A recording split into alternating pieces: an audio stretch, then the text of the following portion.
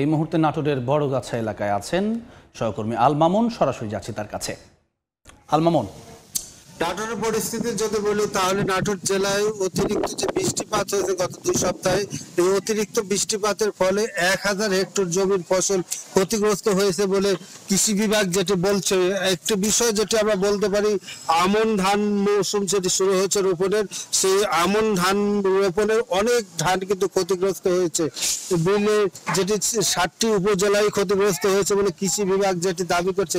এছাড়া বিভিন্ন ধরনের সবজি, সে সবজিও কিন্তু ক্ষতিগ্রস্ত হয়েছে। আমরা যে মাঠে রয়েছে সদর উপজেলার বড়গাছা এলাকায় একটি পৌরসভা এবং তেবেড়া ইউনিয়নের শেষ প্রান্ত এলাকায়, এই এলাকার যে ব্যাপক ক্ষয়ক্ষতি সে চিহ্ন কিন্তু এখনো বয়ে রয়েছে। এই ভুট্টা, ঢেঁড়স সহ যে নানা ধরনের ফল এবং সবজির গাছ সেটি রয়েছে, ধানগুলো কিন্তু পচে গেছে। অনেক জায়গায় আমরা দেখেছি নতুন করে কিন্তু ধান আবার রোপণ করছেন কৃষকরা হাঁটু পানির মধ্যেই।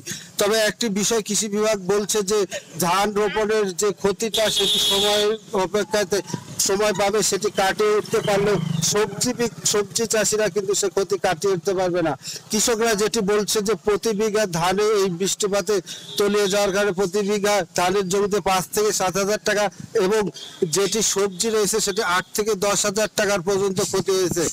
একটি বিষয় যেটা বলছে, ধান কৃষকরা বলছে ধান রোপণের পরবর্তীতে যে পিছিয়ে পড়ার ফলে ধান একদিকে রোপণে দেরি হবে, অন্যদিকে যে নলডাঙ্গা উপজেলা সহ আশপাশে সদর উপজেলায় যে পেঁয়াজ চাষ, কন্দ জাতের পেঁয়াজ চাষ রোপণ হওয়া শুরু হয়, সেই পেঁয়াজ চাষের কিন্তু দেরিতে পড়ছে বলে কৃষকরা দাবি করছে।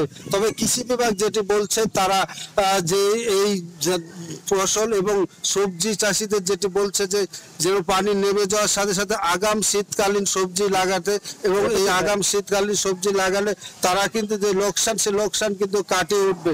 তবে একটি বিষয় যেটি আমরা বলতে পারি, কৃষি বিভাগ যেটি বলছে যে গত বছরের বৃষ্টিপাতের চেয়ে চলতি বছরের আগস্ট পর্যন্ত যে বৃষ্টিপাত হয়েছে, সেই বৃষ্টিপাতে প্রায় 42 মিলিলিটার বেশি বৃষ্টিপাত হয়েছে। এই বৃষ্টিপাতের কারণে কিন্তু জলাবদ্ধতার সৃষ্টি হয়েছে। কৃষক এবং জেলাবাসী যেটি বলছে যে নদ নদী খাল দখল হয়ে যাওয়ার কারণে কিন্তু পানি নামতে না পারার কারণে এই দুর্ভোগ পোহাচ্ছে। তো এই ছিল নাটোরের জলাবদ্ধতা আমার কাছে সর্বশেষ।